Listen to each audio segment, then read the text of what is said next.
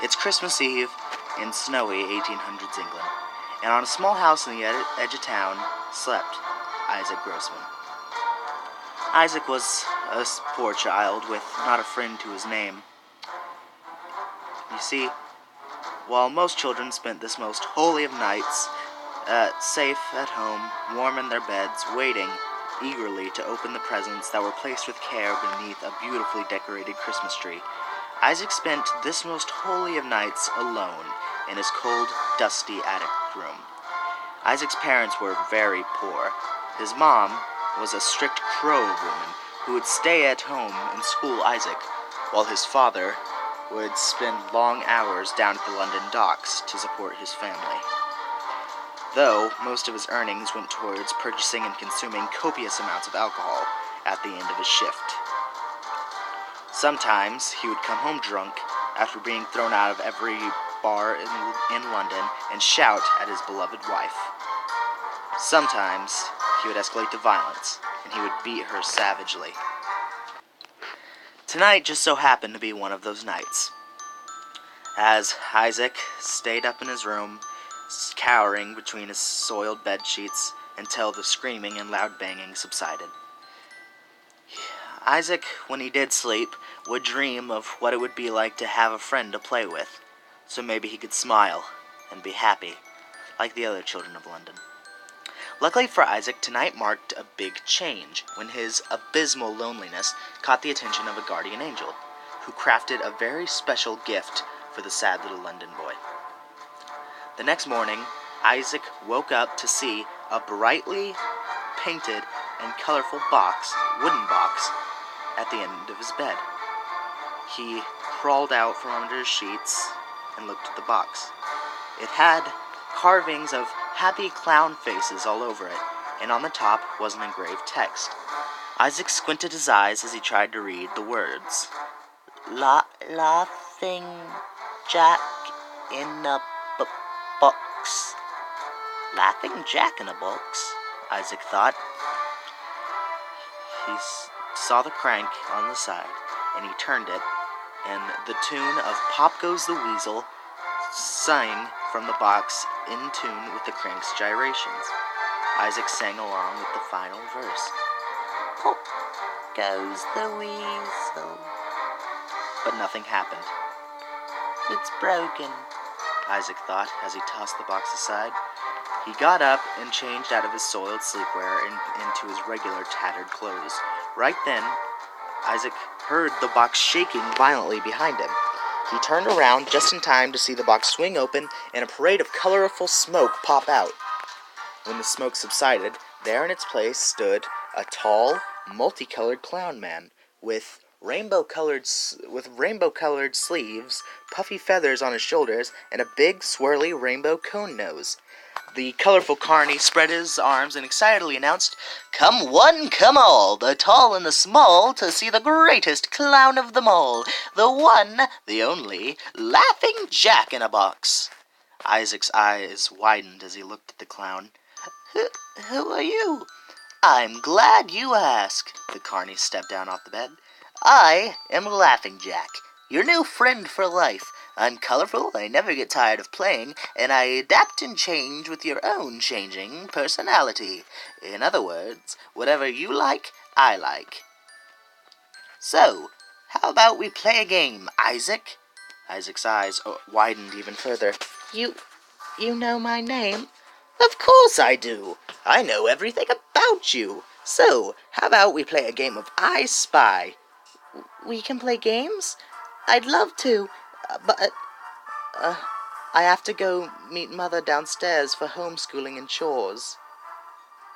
Laughing Jack ruffled the boy's hair and said, "Don't worry, I'll be right here waiting for when you get back."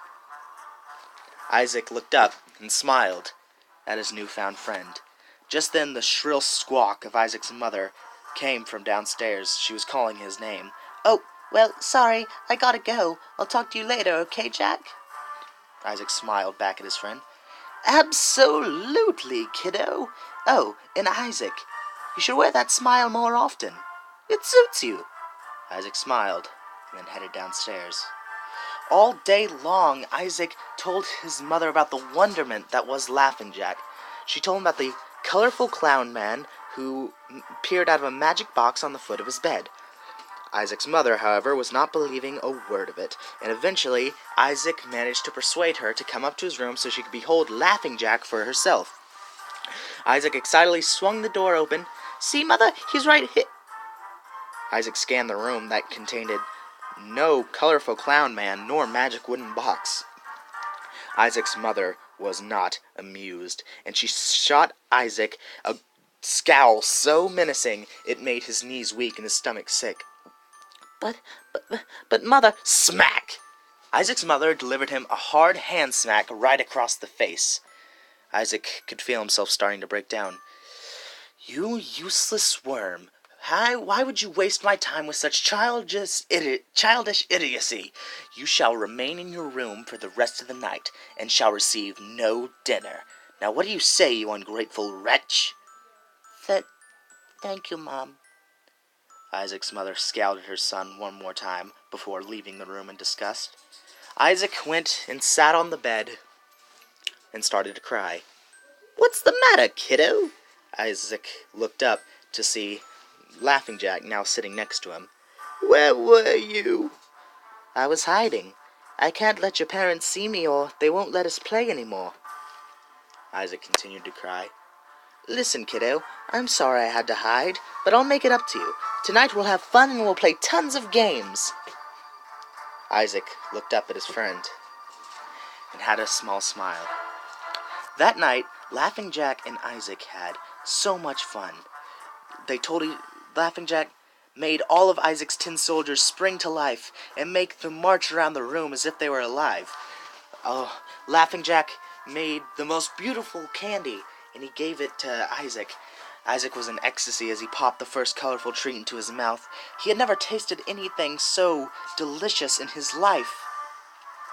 That night, they told each other scary ghost stories. Isaac asked Laughing Jack if he was a ghost, but he said he was more of a cosmic entity of sorts. That night, they had so much fun and played so many fun games that things finally started to look up for Isaac. Until the instant that would occur 3 months later. The duo were in the backyard, playing pirates. It was a warm and sunny day in London, which is a bit of a rarity, and with the help of a certain not-so-imaginary friend, Isaac finished his chores early and was allowed to go outside. Like I said, the duo were out back playing pirates, when all of a sudden Isaac saw the neighbor's cat coming into the front yard. "Yar! We have an enemy spy off the starboard bow!" JaCk, in his best hearty pirate accent, said, "I'll get some, Captain Isaac," he said before stretching his long arms, unbelievably and unrealistically long, over across the yard and picked up the wily feline. "Don't let her get away, Jackie, or I'll make ye walk the plank." Laughing Jack's grip tightened on the cat. As the dear household pet's eyes started to bulge out of their sockets, there came a large crack. Laughing Jack immediately dropped the cat, and it hit the ground, a lifeless husk. The silence was interrupted by an uproarious laugh, coming from Isaac. "I guess cats don't really have 9 lives." Yeah, Laughing Jack said, "but won't your mother be upset if she sees your neighbor's cat dead in your garden?" "Oh, you're right. Or just throw it back over," Isaac said before picking up the cat with a shovel and tossing it back into the neighbor's yard. The two went inside and up to Isaac's room to wait. A few hours later it came, the ear-piercing squawk of Isaac's mother as she called his name from downstairs. Isaac looked at Laughing Jack and shrugged before, horrified, going downstairs to face whatever horrors awaited alone. Laughing Jack could hear much screaming from upstairs, but he couldn't quite make out what was being said. About half an hour later, a teary-eyed Isaac came up from downstairs. "Well," Laughing Jack said, I'm going off to boarding school. I tried to tell her that it was you who hurt the cat. She didn't believe me. I'm leaving tonight, and I can't take you with me." Laughing Jack's face turned to shock. "What? I can't come? But where will I go?" Just then, Isaac pointed at the old wooden box from where his friend had originated. "But back in there? But I won't be able to get out until... Laughing Jack looked at his only friend, who had tears streaming down his face. Isaac, with a serious expression, looked at his only friend and said, "Jack, I promise I'll come back for you as soon as I can." Laughing Jack gave a half smile and said, "And I'll be right here waiting for you, kiddo." Laughing Jack then stepped 1 foot back in the box before being sucked in, unable to be released, until it was yet again opened. That night, Laughing Jack felt what it was like to be lonely, as he sat in the cold, dark attic room, eternal and hopeless.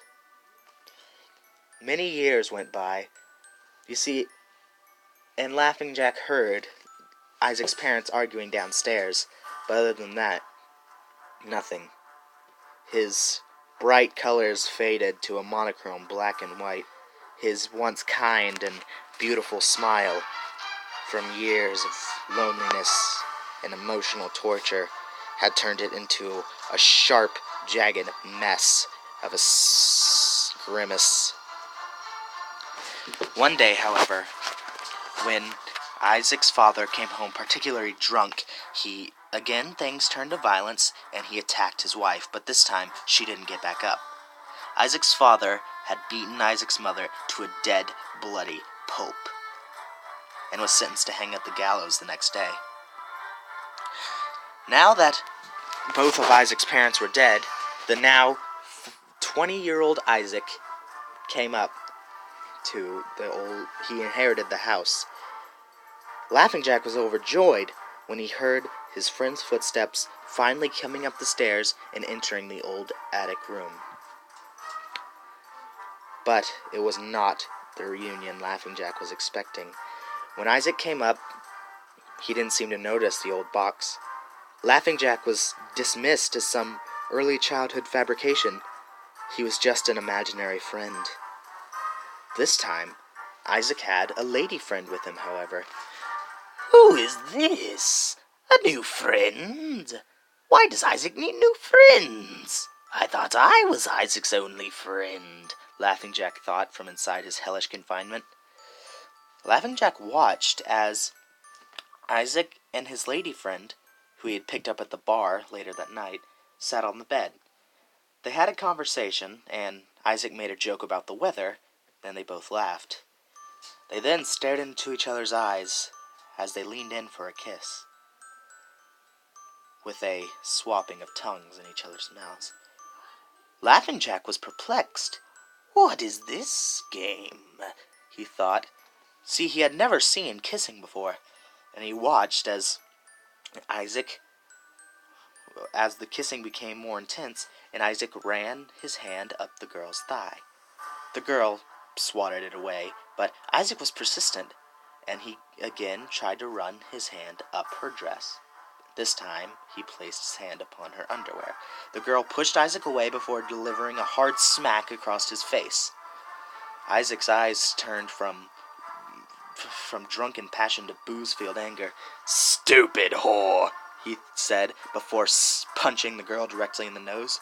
Long streaks of blood poured from the girl's face as she tried to run away.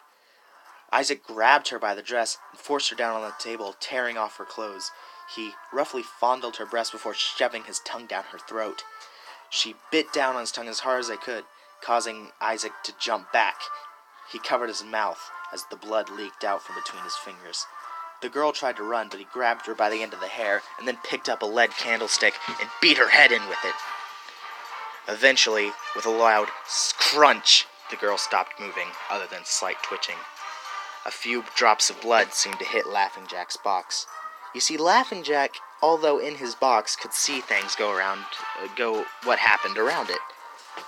"What a wonderfully fascinating game," he thought.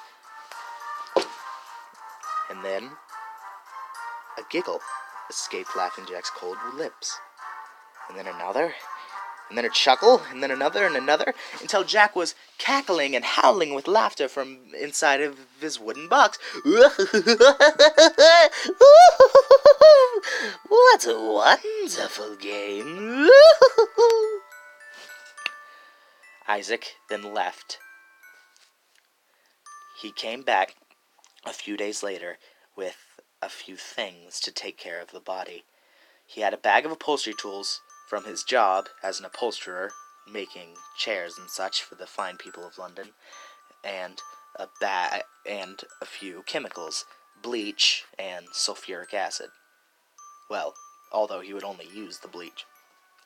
You see, he also took a hacksaw and cut the girl's body into pieces. He mixed the chemicals together before soaking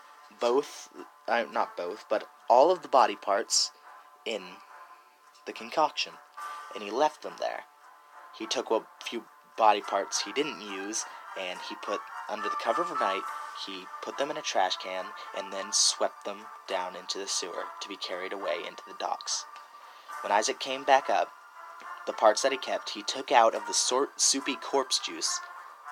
Maggots were still crawling on the floor from where the girl had been laying, but when he picked up the girl's skull, he seemed to be stricken with creativity. He started to create a horrible armchair abomination. You see, the arms, her arms were used as the arms of the chair. The tibia, with the foot still attached, of course, were made into the legs, and the femur into the back legs. The spine was made as a lining for the backing of the chair, and the skull sat on top. Then he stretched what few skin he had into leather, and he made that into the seat and backing of the chair. After about a week of work, it was done, and his glorious armchair from hell was complete. Isaac was proud, and Laughing Jack was also surprised by his friend's profound creativity. Then, over the course of the next week, Isaac turned his once bedroom into a bloody murder nest. He took the mattress off the bed, and in its place fastened some metal restraints to the head and foot of the bed. He stole a large amount of tools from work and set them all on a table. After everything was done, Isaac needed only one thing before planning another grotesque party. And after this day, Isaac Grossman would never touch a drop of alcohol again, for he now had a much more macabre thirst. Anyway, the thing he needed before the next party. He worked on it for a week straight, hand-carving it out of wood, and then, once a coat of white paint was applied, he was ready to plan another grotesque party. What Isaac had was a mask, looking like a cross between something a plague doctor would wear and the masks commonly seen at Venetian masquerade balls. It covered his eyes and nose, but the nose was long and troll-like, and it made his eyes look sunken and small. It was terrifying to look at, but now Isaac could plan another party. That night, Isaac came back with a bag with something writhing within. Laughing Jack excitedly watched. "Ooh, a new game," he thought. Then Isaac poured out of the bag a very terrified young boy, who he forcefully held down and strapped to the table. Isaac then grabbed a pair of pliers, and when he clamped one end on the boy's fingernail, he looked at the boy and said, "This is what happened." That's not the right accent. "This is what happens to naughty kids that make faces at people." Isaac then pulled back the pliers, slowly prying off the boy's fingernail. The boy convulsed in pain as Laughing Jack giggled, watching from his box. Isaac then moved on to the middle finger. clamping down and giving a hard yank, although the fingernail only came off halfway. The boy tried to mutter some plead for help beneath his dirty gag, but this only made Isaac more angry. He grabbed the nail again and yanked, but not without taking a great deal of skin with it. Even Isaac was a bit rebuffed by the painful sight, unlike the spying LAuGHING, who was very much enjoying the show. Isaac then grabbed a hammer. He held down the boy's left leg and raised the hammer high above the boy's knee. The boy started crying as Isaac brought the hammer down as fast as he could, shattering the boy's kneecap into gravel. He then lifted up the boy's shirt and grabbed a knife. He carved the words "useless worm" into the boy's chest. The boy, crying, stared back at him, barely clinging to life. This filled Isaac with such rage that he then proceeded to cut off the boy's lips and the skin surrounding his face. The boy, barely clinging to life, looked at Isaac with pleading eyes. This filled Isaac's dark heart with rage. "Even without a face, you're still an ugly little shit," he said before quickly bringing up the knife and driving it into the boy's heart, ending the cruel game there. LAuGHING again started howling with laughter from within his box. And over the next few weeks, Isaac Grossman would have more parties. The first was an old lady who he invited over for tea. She was blind, and it took her all of half an hour to figure out the chair she was sitting in was made of human remains. She tried to run, but Isaac chased her, pushing her down the stairs, then deciding to end the game right there with a quick ice pick through the eye. Another guest he had over was a little girl who he force-fed broken glass before using her stomach as a punching bag. More and more and more unlucky souls met their demise in Isaac Grossman's attic, until one very special December day. Isaac was cleaning up after another murder when suddenly the shelf LAuGHING's box was on fell with a loud crash. Isaac looked behind him to see the shelf of broken knickknacks on the floor. As he went to pick it up, he saw the old box from his childhood. As Isaac picked up the old wooden box from his childhood, he stared at it. He began to pull the crank, and a horribly off-key "Pop Goes the Weasel" chimed with the crank's gyrations. Isaac sang aloud with the final verse. "Pop goes the weasel." Nothing happened. Isaac expected as much, and he tossed the box in a pile with the other broken knickknacks. Once he was done sweeping them up, he threw them away, and then went to leave the room. As he did, however, the door wouldn't open. He pulled hard, but the door wouldn't budge. Then, Isaac heard the most terrifying voice come out from behind him. "Hey, Isaac!" Isaac slowly turned around as all the hairs on his body stood up. He then saw the nightmarish LAuGHING, his twisted grin, his now black and white striped arms hung down to the floor, with his twisted, dagger-like black fingers scraping the ground. Now, Isaac screamed as LAuGHING said, "How nice it is to finally be free. Did you miss me, Isaac?" Isaac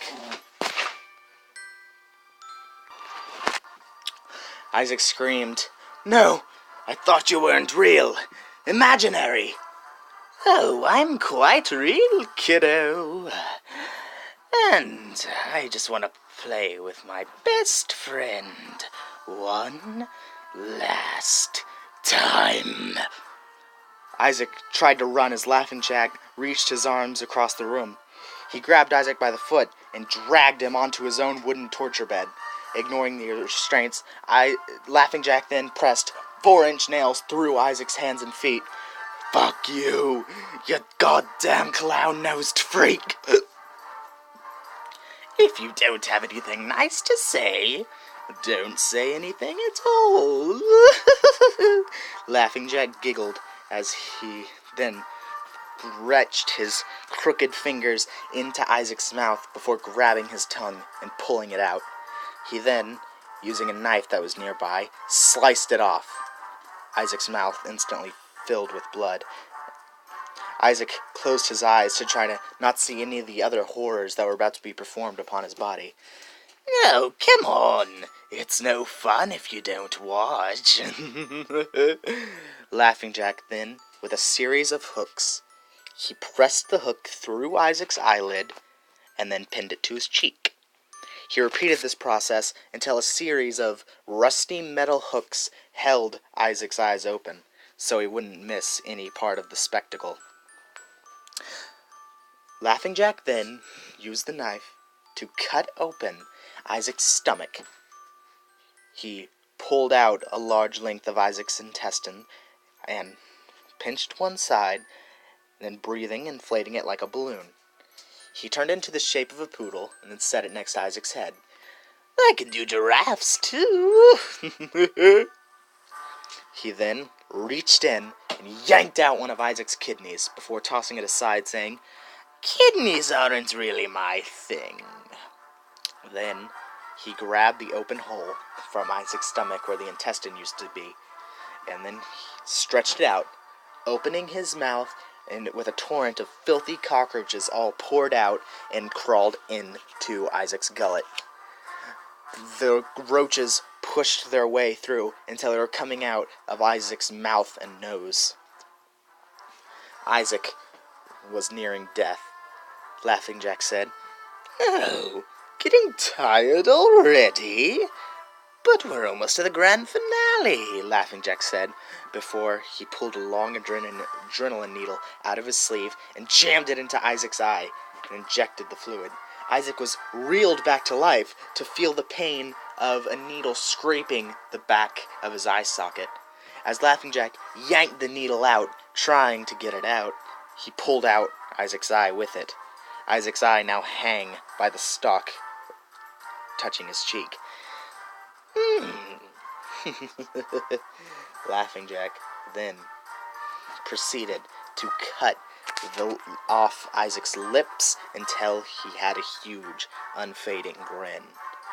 Both Laughing Jack and Isaac had a huge, unfading grin.